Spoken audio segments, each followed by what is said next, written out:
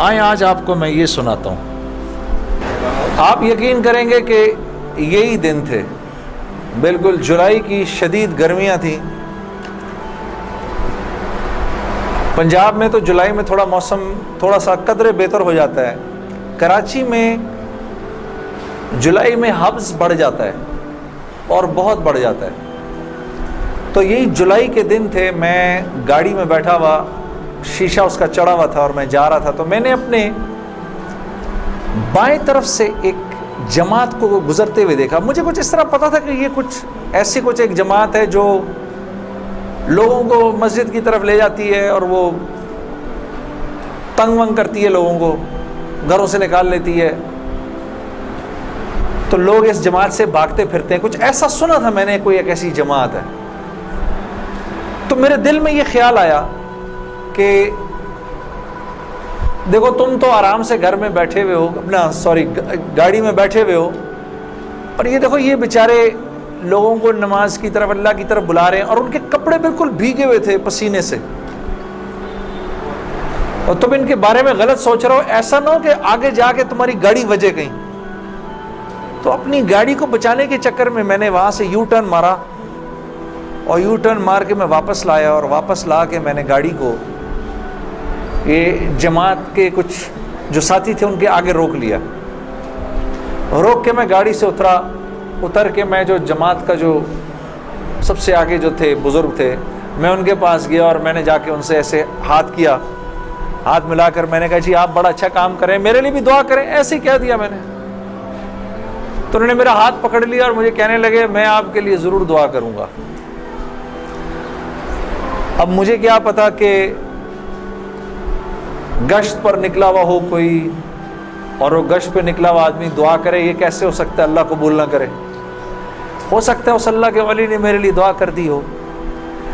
अब आप लोग अल्लाह का निज़ाम देखें मेरी बहनों और मेरे भाइयों, बहुत अजीब बात है। उस जमात में एक जो लड़के थे उनमें से एक ने अपनी मस्जिद में जाकर बताया तुम्हें पता है आज हमें रोका किसने? तो उन्होंने कहा भाई किसने रोका? कहा वो सिंगर नहीं है जुनैद जमशेद, उसने आज, ये लोग मकामी गश्त कर रहे थे, उसने गश्त के दौरान हमें रोक लिया। उसने हमसे ऐसे कहा भाई हमारे लिए दुआ करना। और जिस मस्जिद में उसने ये बात कही, उस मस्जिद में एक नमाजी था जो तबलीग में लग चुका था। वो 16 साल पहले मेरे साथ स्कूल पढ़ता था। अल्लाह का निज़ाम देखें, 16 साल पहले मेरे साथ स्कूल में पढ़ता था, तबलीग में लग चुका था। उसने कहा किसने रोका तुम्हें? कहा वो नहीं है, वो सिंगर जुनैद जमशेद, उसने रोका हमें। इसने कहा अच्छा मैं, ठीक है। अब मेरे इस दोस्त ने मुझे ढूंढना शुरू किया। हाँ बच्चों आप लोग आगे आ जाओ, इधर कालीन पर आ जाओ, इधर आ जाओ, इधर आ जाओ, आओ मेरे भाई आगे आ जाओ, इधर कालीन पर बैठ जाओ। मेरे लिए तो ये काफी है, ये कालीन तुम्हारा ही है, बैठो इधर आके, इधर आके बैठ जाओ। लेकिन बात नहीं करनी और ये नहीं करना। आपने अंकल की बात सुननी है, ठीक है, ये नहीं करना, ये नहीं करो थोड़ी देर के लिए, क्योंकि अगर ये करते रहोगे फिर बेटा समझ ही नहीं आएगी हमने क्या बात की, ठीक है। 2 मिनट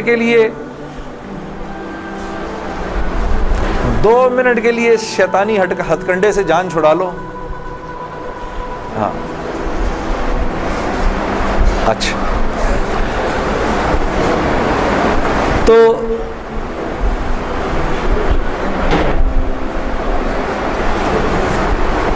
खैर मेरे इस दोस्त ने मुझे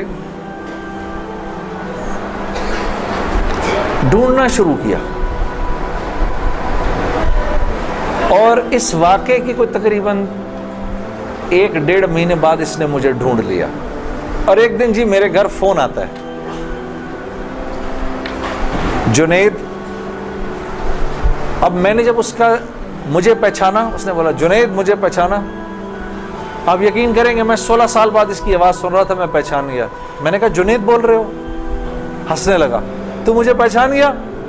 मैंने कहा मैं बिल्कुल पहचान गया। तो इतना तू शरारती लड़का था तू क्लास के अंदर, और मैंने कहा क्योंकि हम दोनों के नाम एक, तो तेरे चक्कर में मैं भी बदनाम रहता था। हंसने लगा, यार कमाल है, तूने मुझे पहचान लिया। मैंने कहा हाँ मैंने पहचान लिया, मैंने तेरे से मिलना है। मैंने कहा क्यों? कहता है बस ऐसे ही, वजह कोई नहीं है। मैंने कहा यार अच्छा, हमारी जिंदगी ऐसी थी, शोबिज़ की जिंदगी थी हमारी, कि हमारा दिल मिलने को नहीं करता था किसी से। यानी हमने मैनेजर रखे होते थे जो हमें सिर्फ लोगों से दूर रखते थे। उनका काम था लोगों से बात करना, लोगों से डील करना, हम तक कोई ना पहुंचे बस। यहां तक कि आप हैरान होंगे अगर मैं आपको बताऊं, ये बड़ी एक अफसोसनाक बात है कि हमारे अपने घर वालों का हमारी जिंदगी में रोल कम होता था, इन मैनेजर्स का रोल ज्यादा होता था। आपने घर कब जाना है, बच्चों से कब मिलना है, ये तक इन मैनेजरों के हाथ में होता था।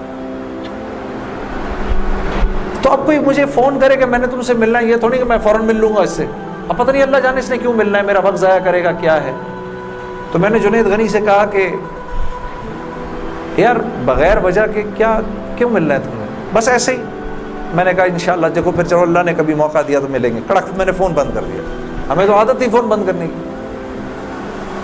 अगले दिन फिर फ़ोन आ गया उसका। मैंने बोला क्या काम है? काम कोई नहीं, मिलना है। क्यों? यार कोई वजह नहीं, मिल लेते हैं। मैंने कहा यार वक्त नहीं है, फ़ोन पे बात कर लो। नहीं फ़ोन पे काम कोई नहीं है। कड़क फ़ोन पर एक दफ़ा हुआ, 2 दफ़ा, अब उसका मैं हेलो सुनता था, फ़ोन बंद कर देता था। ये सिलसिला 1-2 महीने तक चलता रहा, यहां तक कि जुनैद गनी को मेरे घर के नौकरों के नाम याद हो गए, फ़ोन उठाने वालों के नाम याद हो गए, सब कुछ याद हो गया। उसको सब पता होता था मैं कब पाकिस्तान में हूं, कब नहीं हूं, कब कहाँ हूं, सब। एक दिन उसका फ़ोन आया, तो जब मैंने फ़ोन रखने लगा, मुझसे कहता देख मैं तुझे अल्लाह का वास्ता देता हूँ, मेरी 1 मिनट की बात सुन ले। मैंने बोला बोलो। मैं अभी उम्रा करके आया हूँ, तो मैं मदीने और मक्के की खजूरें और जमज़म और ये कुछ चीज़ें लेकर आया हूँ, ये ले ले मेरे से, फिर उसके बाद मैं चला जाऊँगा। कितनी देर के लिए आओगे तुम? 5 मिनट के लिए। मैंने कहा हाँ 5 मिनट। जुनैद गनी याद रखना, 5 मिनट, 5 मिनट। दोपहर को मुझे याद है 3:30 बजे अभी तक प्लानिंग हुई, जुनैद गनी साहब आया। मैंने जब जुनैद गनी को देखा तो मेरा तो दिमाग ही चकरा गया। क्या देखता हूँ, सफ़ेद लिबास ही जैसे मौली साहब ने पहना हुआ है, सर पे पगड़ी, इतनी बड़ी दाढ़ी, ऊपर वास्केट पहनी हुई उसने, पाइंचे उसके ऊपर। मैंने कहा जुनैद गनी ये तुझे क्या हो गया? कहता है मुझे क्या हो गया?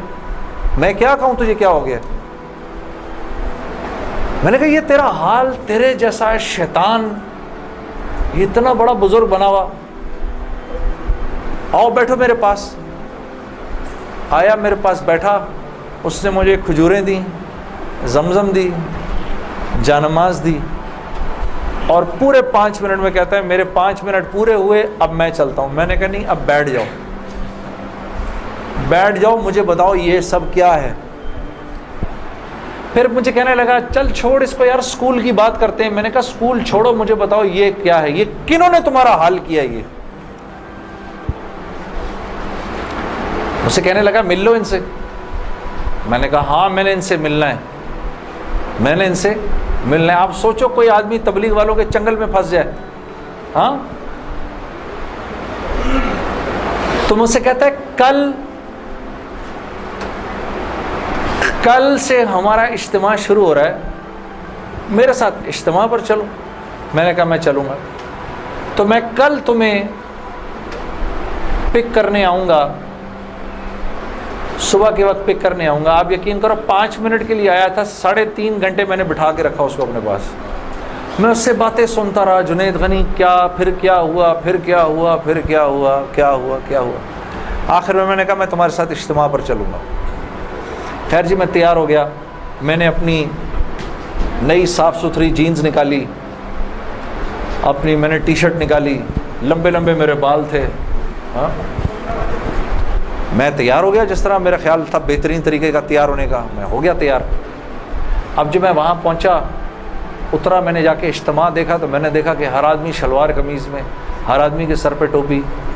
तो मैंने जुनैद गनी से कहा, जुनैद गनी सुन, ये मुझे को मार वार तो नहीं देगा इधर है, को मेरा को कत्ल वतल तो नहीं हो जाएगा मेरा?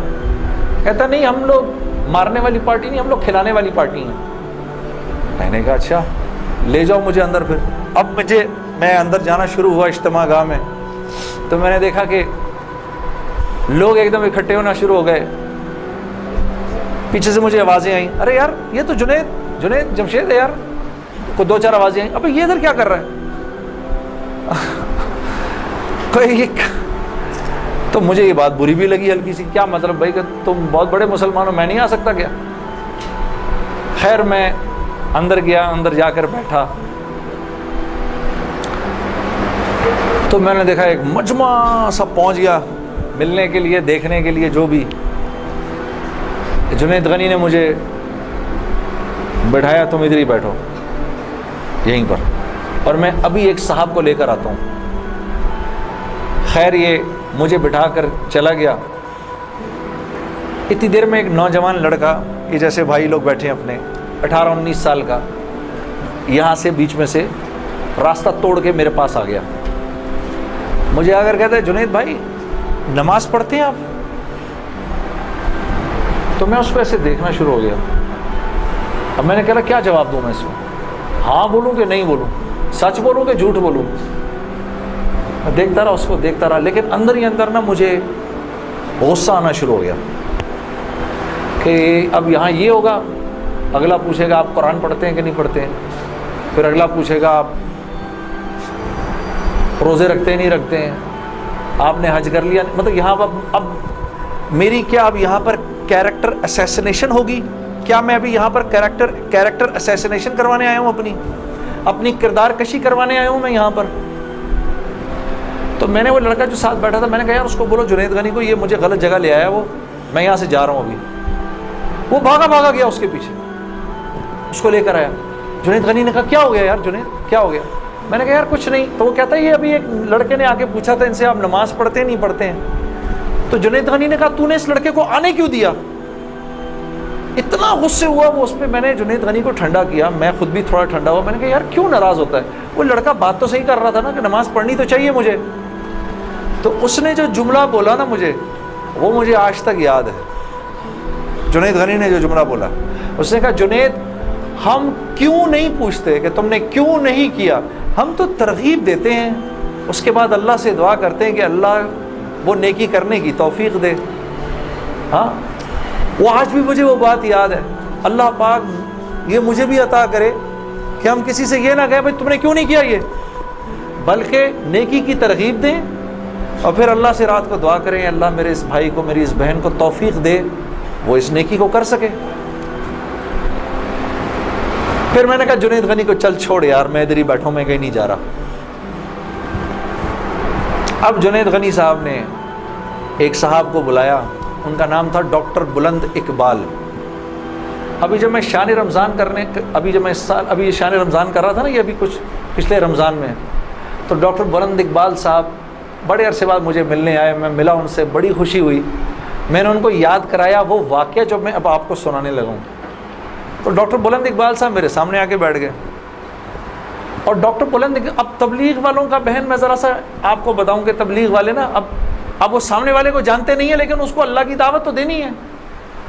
तो आप पहले उससे पूछते हैं भाई आप कैसे हैं, खैरियत से हैं, आपका इसमें गिरामी क्या है? अच्छा माशाल्लाह माशाल्लाह, बड़ी खुशी हुई आपसे मिलके, ये मेरा नाम है, बड़ा अच्छा किया आप आए। फिर बातों बातों में पूछते हैं कि आप क्या करते हैं। तो मेरे से भी उन्होंने पूछ लिया, तो जुनैद साहब आप क्या करते हैं?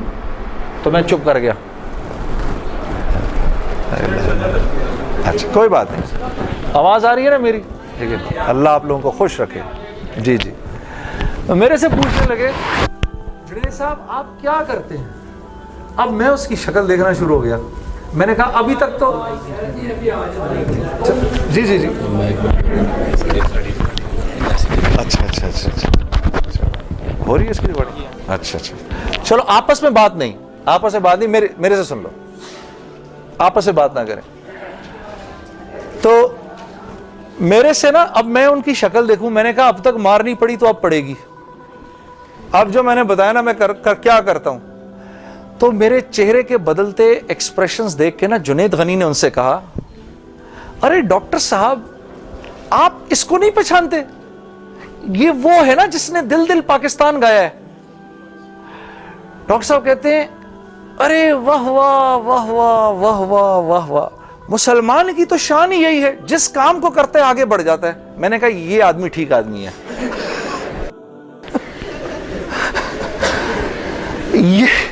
ये बिल्कुल ठीक आदमी है, इससे करो दोस्ती। तो बाद में मैंने डॉक्टर साहब से कहा, डॉक्टर साहब ये जवाब आप कहां से लाए इतना खूबसूरत सा? तो मुझे कहने लगे, यार मैं ना तुझे जानता ना मुझे ये पता दिल दिल पाकिस्तान क्या।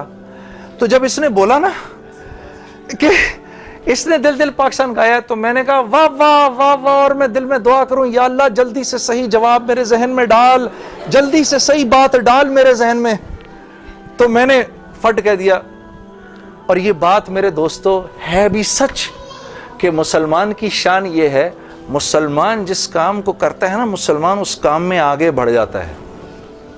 सारी दुनिया में जिन कामों को आप बुरा काम समझते हैं ना कि ये बुरे काम हैं, उन बुरे कामों को भी अगर कभी किसी मुसलमान ने किया ना, तो यकीन करो गैरों से भी ज्यादा किया।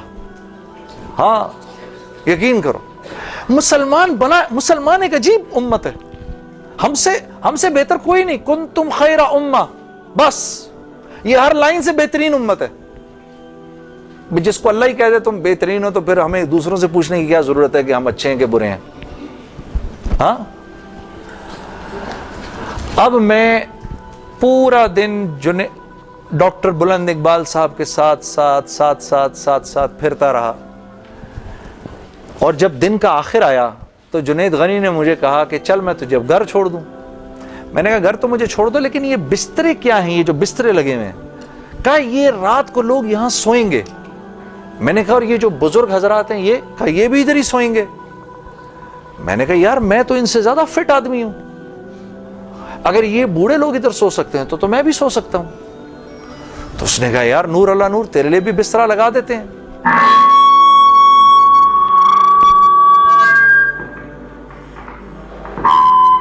जी अब ठीक है। तो मुझे कहने लगा तेरे लिए भी बिस्तरा लगा देते हैं। मैं भी सो गया उधर ही उस रात को। वो शायद जिंदगी की पहली दफा जिंदगी में रात को तहज्जुद की नमाज पढ़ी, उठा दिया उसने बीच में। तो एक दिन गुजरा, दूसरा दिन गुजरा, तीसरे दिन मौलवी तारिक जमील साहब का बयान था। अब मैं तो नहीं, मुझे तो नहीं पता ये कौन है। हाँ, अच्छा मौलवी साहब ने बयान किया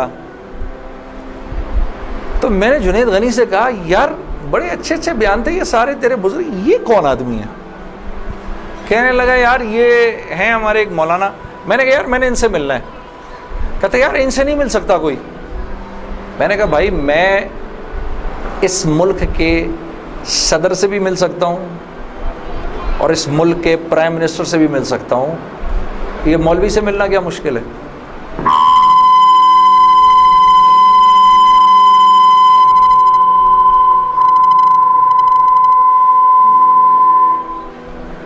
अब ठीक है, ठीक ठीक बेहतरीन। थोड़ा सा इसका गेन थोड़ा कम कर दो, ठीक है। इनमें से ज्यादातर लोगों को नहीं पता कि इस माइक से मेरा ताल्लुक जो है वो इन सारों की उम्रों से भी पुराना है। अच्छा अब ठीक है, अब ठीक। आप लोगों को पीछे आवाज आ रही है? बस तो खैर मैंने उसको कहा मुझे मिलना है, हर सूरत में मिलना है। कहने लगा कि यार किस तरह करेंगे, चल मैं तुझे लेके चलता हूँ। खैर जी हम पूरे मुजमे में से निकले दोनों, करते करते करते वो पीछे हजरात के टेंट्स लगे हुए थे। कुरंगी में हुआ था ये कराची का इज्तिमा। मैं और ये बात कर रहा हूँ 1997, सितंबर 1997, 3 सितंबर मुझे अभी तक याद है, मेरी सालगिरह थी, 3 सितंबर 1997। उम्र भी बता दूं मेरी क्या हो गई थी, मालूम है सब आपको, सबको पता चलेगा। 50 साल का तो हो ही गया हूं ना मैं। हाँ, अब क्या डरना, जो 50 साल का बंदा हो जाए क्या उम्र छुपाया अपने। खैर, तो मैं जब उधर पहुंचा तो वहां पर एक लड़का ऐसे डंडा लेकर खड़ा हुआ मौली साहब के कमरे के बाहर। तो मुझे देखकर वो मुस्कुराने लगा, जुनैद भाई आप इधर क्या कर रहे हैं। अब मुझे 3 दिन तो गुजर गए थे। मैंने कहा क्यों भाई, मैं क्यों नहीं आ सकता इधर, तू बड़ा मुसलमान है मेरे से। हंसने लगा, नहीं नहीं नहीं, वो मैं नहीं कह रहा, मैं आपको देख के थोड़ा हैरान हो गया, क्या काम है, मैं आपका बड़ा फैन हूं। मैंने कहा अच्छा। तो मैंने कहा कि मुझे ये जो थे ना मौलाना तारिक जमील, इनसे मिलना है। कहे यार जुनैद भाई इनसे तो मिलने की किसी को इजाज़त नहीं है। मैंने कहा तुम जाकर बताओ तो सही कि मैंने मिलना है।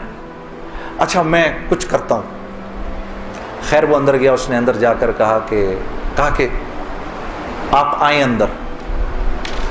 तो मेरा दोस्त जुनैद गनी मुझे ले गया। आप यकीन करो मैंने मौलवी तारिक जमील साहब को ज़िंदगी में कभी अकेले बैठे नहीं देखा। वो अल्लाह ने शायद उस दिन मिलवाना था या बात करवानी थी, अकेले बैठे हुए थे खेमे में अपने। जुनैद गनी ने जाकर अंदर कहा मौलाना मेरा एक दोस्त है जुनैद जमशेद, वो आपसे मिलना चाहता है। मौलाना ने कहा कौन, जुनैद जमशेद। मैं बाहर खड़ा हैरान हो गया, इनको कैसे पता मैं कौन हूं। अंदर भेजो उसको, अंदर भेजो। मुझे बुलाया अंदर और जुनैद गनी को कहा तुम बाहर जाओ, तुम बाहर इंतजार करो।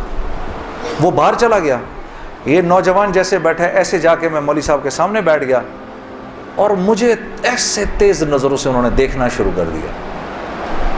मैंने कहा आप मुझे ऐसे क्यों देख रहे हैं। कहते हैं मैं तुझे नहीं देख रहा, मैं तो अल्लाह की शान देख रहा हूं।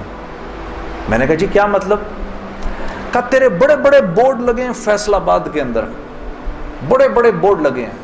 मैं अक्सर इन बोर्ड्स को देखकर कहता था, मुझे बाद में मौलाना ने बताया, मैं इनको बोर्ड्स को देखकर कहता था हर एक को हिदायत मिल सकती है, इसको नहीं मिल सकती। हाँ, आज मैं जब इधर एयरपोर्ट आ रहा था तो एयरपोर्ट पे तेरा बड़ा सा बोर्ड लगा हुआ था। ऐसे ही मेरे दिल में आई, या अल्लाह क्या ये नहीं हो सकता कि इससे मेरी मुलाकात हो जाए, और तू मेरे सामने बैठा है, मैं अल्लाह की शान देख रहा हूं। तो मैंने कहा अच्छा।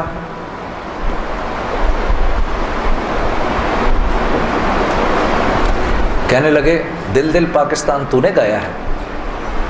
मैंने कहा जी। मैंने कहा आपने सुना है। कहा नहीं सुना तो नहीं, बसों के पीछे लिखा देखा है।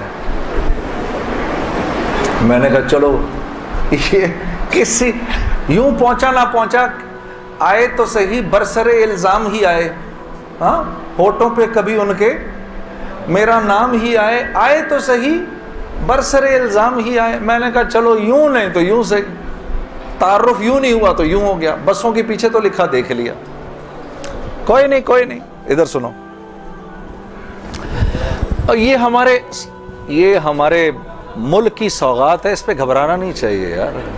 ये ऐसे हो जाते हैं हाय ये क्या, अरे यार क्या हो गया, बिजली चली गई ना, आ गई। ये तो हमारे मुल्क की सौगात है, इस पे घबराना नहीं चाहिए। हाँ, इस पे इसलिए नहीं घबराओ। आप नहीं घबराओगे ना तो गैर भी नहीं घबराएंगे। जब आप घबरा जाते तो गैर भी कहते हैं हाँ यार को अजीब सी बात हो गई है। तो हाँ, उनको भी बोलो यूज टू हो जाओ भाई, हम लोग मिल बांट के खाने वाले हैं। कभी आपके घर नहीं तो कभी उनके घर नहीं। हाँ, कभी मेरे घर तो कभी आपके घर। तो इस पे घबराना नहीं चाहिए। खैर, तो मैंने मौलवी साहब से कहा मौलाना मेरा एक सवाल है। एक पाकिस्तानी नौजवान मेरी उम्र का, जिस नाम शोहरत का तस्वुर भी नहीं कर सकता, वो सब का सब मेरे पास मौजूद है, लेकिन मैं अंदर से खाली हूँ। लोग इस बात को नहीं जानते। लोग समझते हैं कि मैं बहुत खुश हूँ, लेकिन मैं अंदर से बहुत परेशान हूँ, बहुत इस्तिराब है और इसकी वजह मुझे समझ नहीं आती। फरमाने लगे तेरा मसला ये है कि तुझे चोट लगी है सीधे घुटने पर और तू मरहम लगा रहा है उल्टे घुटने पर। मैंने कहा जी वो कैसे? फरमाने लगे देखो अल्लाह ने इंसान को दो चीज़ों से बनाया है, एक मट्टी से बनाया है, एक जिस्म से बनाया है जो कि मट्टी का बना हुआ है, और एक रूह है जो अल्लाह का अमर है। ठीक, तो जिस्म क्योंकि मट्टी का है इसलिए अल्लाह ने इसकी हर ज़रूरत को मट्टी में रखा है। जो खाना हम खाते हैं, जो कपड़े हम पहनते हैं, जो पानी हम पीते हैं, जो जिन घरों में हम रहते हैं, जो चीज़ें हम इस्तेमाल करते हैं, ये सब जिस्म की ज़रूरत की चीज़ें हैं। और क्योंकि जिस्म मट्टी का है तो अल्लाह ने इन तमाम ज़रूरतों को मट्टी में रखा है। रूह अल्लाह का अमर है, ये आसमानों से आई है तो इसकी खुराक भी आसमानों पर है, ज़मीन में नहीं है। फिर फरमाने लगे अगर मैं तुमको सोने के एक महल में बंद कर दूं और 4 दिन खाने को ना दूं तुम क्या करोगे? मैंने कहा जाहिर सी बात है मैं चीखूंगा कि मुझे कुछ खाने को दो। कहा बस यही हाल तेरी रूह का है कि तेरा जिस्म अच्छे अच्छे कपड़े पहनता है, बड़ी बड़ी गाड़ियाँ चलाता है, अच्छे अच्छे महलों में रहता है और तू अपने आप को सेटिस्फाई करना चाहता है, लेकिन अंदर तेरी रूह जो है वो भूखी हो के जब चीखती है तो तेरे सर में दर्द होता है। तू इस रूह की भूख का भी तो इलाज कर। तो मैंने कहा इसका की खुराक कहाँ है? कहा ये आसमानों से आई है तो इसकी खुराक भी आसमानों पर है, ज़मीन में नहीं है। और दिल के सुकून, चैन और इत्मीनान का ताल्लुक इस मट्टी के बने हुए जिस्म से नहीं है बल्कि इस आसमान से आई हुई रूह से है। तो मैंने कहा इसकी ग़िज़ा क्या है? फरमाने लगे इसकी ग़िज़ा अल्लाह का कलाम है, अल्लाह के हुक्म है, इसकी ग़िज़ा नबी की ज़िंदगी है, नबी के तरीक़े हैं, नबी की सुन्नत है।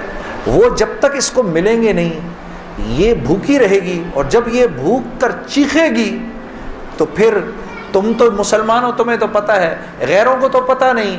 वो दिमाग की इस चीख को सुलाने के लिए कभी शराब पीते हैं, कभी नशे करते हैं, लेकिन ये तो जब तक रूह भूखी है उस वक्त तक अंदर से तुम मुस्तरब रहोगे, सुकून चैन नहीं मिलेगा।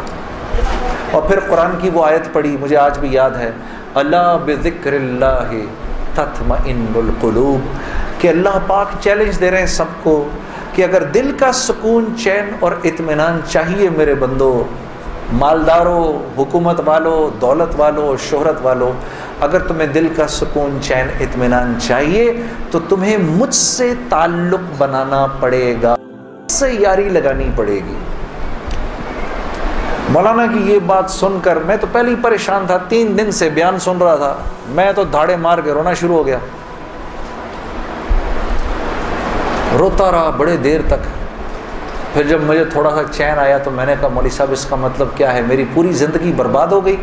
तो फरमाया नहीं, बिल्कुल भी नहीं, कि ये मामला तुम दुनिया वालों से थोड़ी कर रहे हो, ये मामला तुम तो अल्लाह से कर रहे हो। और अल्लाह के यहाँ मामला क्या है?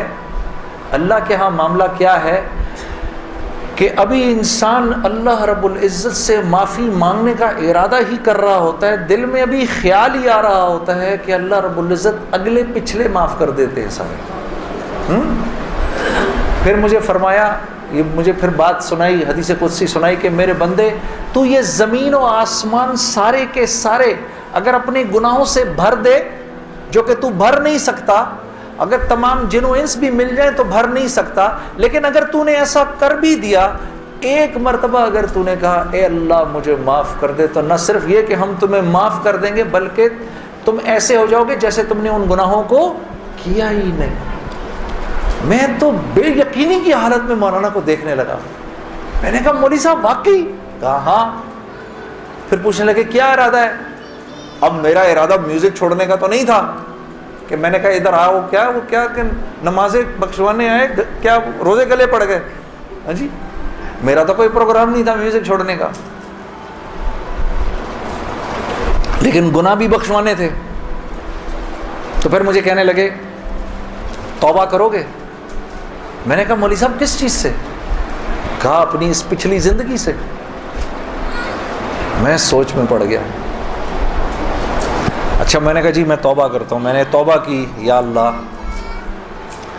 म्यूज़िक छोड़ने का तो मेरा कोई मूड नहीं, ये मौलवी भी अल्लाह जाने क्या कह रहे हैं, लेकिन अगर तुझे इससे कोई मेरे लिए बेहतर ज़िंदगी नज़र आती है तो तू मुझे उस ज़िंदगी पे लगा दे कि वाकई में मैं चाहता हूँ कि तुझे राज़ी कर सकूँ, तुझे खुश कर सकूँ। ऐ अल्लाह, पिछली पूरी ज़िंदगी पर तौबा करता हूँ, अगली ज़िंदगी तेरे हुक्मों पर चलने की कोशिश करूँगा। अगर तू वाकई ऐसा है जैसा ये मौलवी साहब फरमा रहे हैं तो तू मुझे माफ़ कर दे। मैंने कहा तौबा कर ली। तो मौलवी साहब ने कहा अब कैसा महसूस कर रहे हो? मैंने कहा जी बहुत हल्का। फिर मैंने कहा लेकिन मौलवी साहब बात तो ये है कि अगर मेरे पिछले सारे माफ़ हो गए और उस पर अल्लाह ने अगर जन्नत दी तो मेरी तो बहुत ही बड़ी जन्नत होगी, आपसे भी बड़ी। तो फरमाने लगे नहीं बेटा इतनी जल्दी ना करो, तुम्हें वसूल तो हम ही ने किया है, जो तुझे मिलेगा उससे तो बड़ा हमें मिलेगा ही मिलेगा। हाँ, लेकिन मैंने कहा मौलवी साहब और बहनें इस बात की तस्दीक करेंगी, मौसीकी तो रूह की ग़िज़ा है कि नहीं? हाँ, ये सियालकोट की खवातीन यकीन करो पूरे मुल्क की पहली बहनें हैं जो कह रही हैं नहीं, वरना अगर किसी ने नहीं बोला तो चुप जरूर रही हैं। सारे मर्दों ने बोला है मौसीकी रूह की ग़िज़ा नहीं है। मौसीकी रूह की ग़िज़ा है जी। ये देखो अब आवाज़ आई है, अब ऐसा लग रहा है कोई बैठ के सुन रहा है। मौसीकी रूह की ग़िज़ा है जी। शाबाश, अल्लाह आप लोगों को इस पर चला दे। अल्लाह रब्बुल इज़्ज़त आपके मोबाइलों में जितने भी गाने हैं सब उड़ा दे इसी वक्त। घरों में जितनी कैसेटें हैं सब टूट जाएं, अल्लाह करे सारी सीढ़ियाँ टूट जाएं। अल्लाह पाक ऐसे करे गाने की आवाज़ ही ना सुनने को मिले आज के बाद आप में से किसी को। ये सोच लो आमीन कबूल हो जाएगा। अब सोच के बोलना आमीन। तो मौलवी साहब ने मुझे कहा कि नहीं, मौसीकी रूह की ग़िज़ा नहीं है, मौसीकी नफ्स की ग़िज़ा है। मौसीकी किसकी ग़िज़ा है? नफ्स की। ये वाकई नफ्स की ग़िज़ा है और ये ऐसा जहर है, ऐसा जहर है, ये जब अंदर जाता है तो पता ही नहीं चलता कि नुकसान कितना कर गया है। ट्राई ना करना, लेकिन आप कहीं जाकर अल्लाह की बात सुने, उसके बाद जाकर 5 मिनट का गाना सुने, सारी सफाई हो जाएगी, सब अंदर सारी सफाई हो जाएगी। मैं ये नहीं कि बाद में मुझसे लोग पूछते हैं हलाल है हराम है, उसके लिए तो ये मौलवी बैठे हुए हैं ना, इनसे पूछो। मैं आपको वो बता रहा हूं जो होता है, मैं आपको वो बता रहा हूं जो होता है कि ये इंसान को बेबाक कर देती है। मुझसे किसी ने पूछा भाई अपने मुल्क के लिए गाना, मैं कभी अपने मुल्क के लिए गाना वो एक और चीज है। मैं उन गानों की बात कर रहा हूं जिनको आमतौर पे लोग सुन रहे होते हैं बाजारों में, हाँ, और फिर कहते हैं इसके सुनने में क्या है। अरे यार मैं क्या बताऊं आपको क्या है, खुदा की कसम अगर वो जिंदगी इस जिंदगी से बेहतर होती, मुझे क्या तकलीफ थी। मुझे एक साथी कहने लगा अब तो आपके लिए उस जिंदगी की तरफ जाना बड़ा मुश्किल है। मैंने कहा कोई मुश्किल नहीं, गला तो वहीं का वहीं है, गा सकते हैं, लेकिन अब उस जिंदगी की तरफ जाने से बेहतर लगता है कि मैं आग में छलांग मार दूं, कि वो इस कदर खतरनाक जिंदगी, वो इतनी एक, यकीन करो पूरी, सिर्फ गाना नहीं होता, वो एक पूरी जिंदगी है। वो एक पूरी जिंदगी का नाम, जैसे ये एक पूरी जिंदगी का नाम है ना, सिर्फ दावत के 2 बोल नहीं है। हाँ, मेरे दोस्त मुझसे लड़ते थे, यार तू इधर गाना गा उधर जाके अजान दे दे। अरे मैंने कहा नहीं होता ऐसे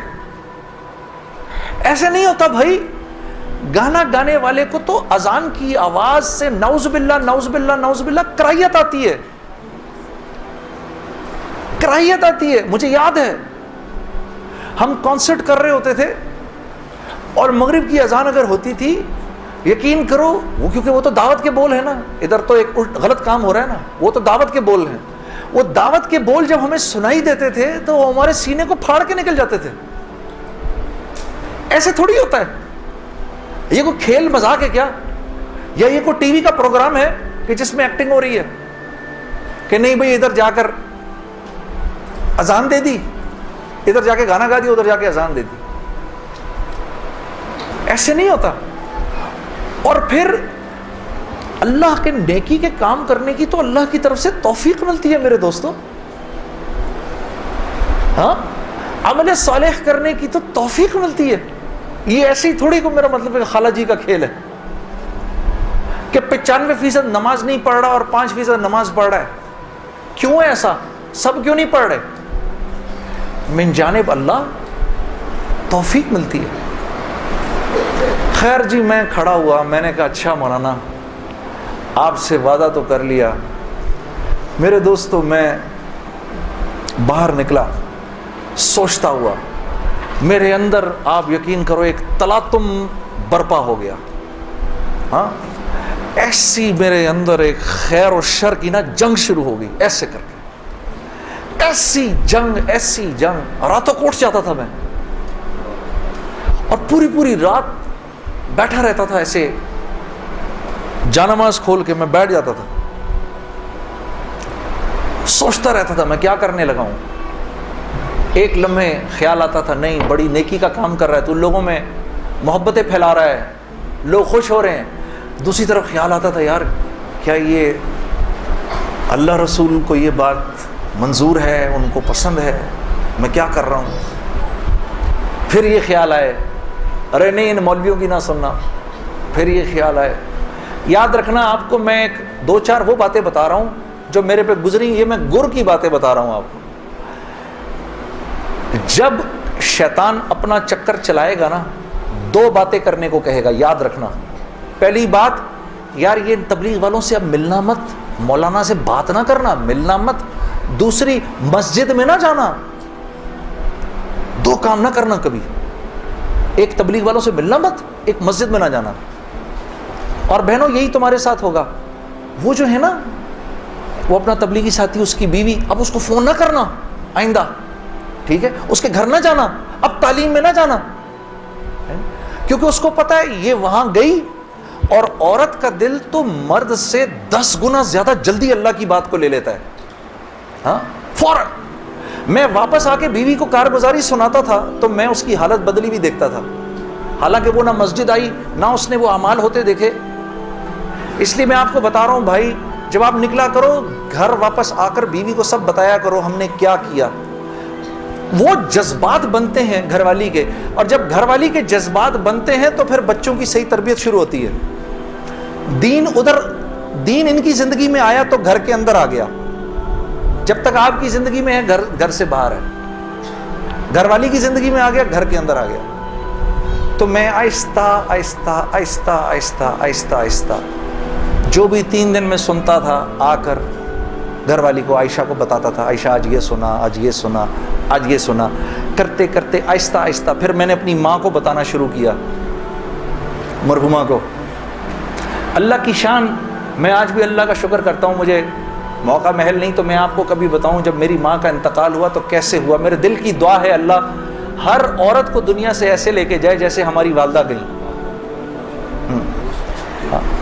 तो वो मैं अपनी माँ को बताता था, मेरी माँ भी एकदम, उसने भी जल्दी जल्दी लेना शुरू कर दिया। करते करते मेरी माँ, हम सब घर की खवातीन में सबसे पहले मेरी वालदा पर्दे में आ गई फौरन। और मौलवी साहब कह रहे हैं उनके इंतकाल का बताएं, मैं ज़रूर बताऊंगा आपको, मुख्तसरन बताता हूँ।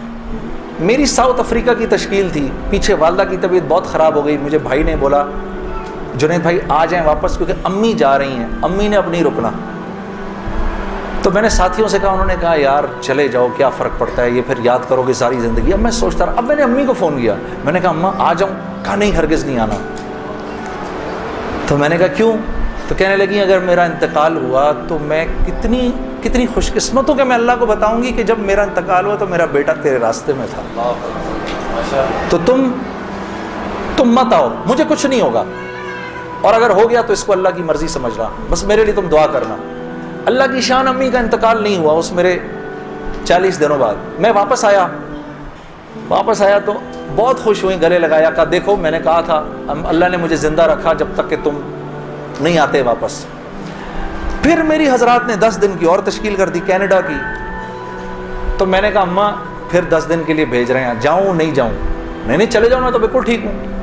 मैंने कहा जी ठीक है। मैं जिस दिन गया हूं उस दिन हम टोरंटो में मरकज़ में बैठे हुए थे, तो वो पूरी टोरंटो की शूरा सामने बैठी हुई थी, मेरा बयान था। बयान के दौरान ऐसे मोबाइल पड़ा होता है, मैंने रखा हुआ था कि बहन को बोला हुआ था कि अगर अम्मा को कुछ हो मुझे फ़ौरन बता देना। मेरा मोबाइल बंद हो गया, मैं समझा ख़राब हो गया, अब वो चले ही ना किसी तरह से। खैर मैंने उसको छोड़े रखा, मैं बात करता रहा, इसको ना छेड़े पर छोड़ दें इसको। तो मैंने उस वक़्त जब मैं ईशा की नमाज पे खड़ा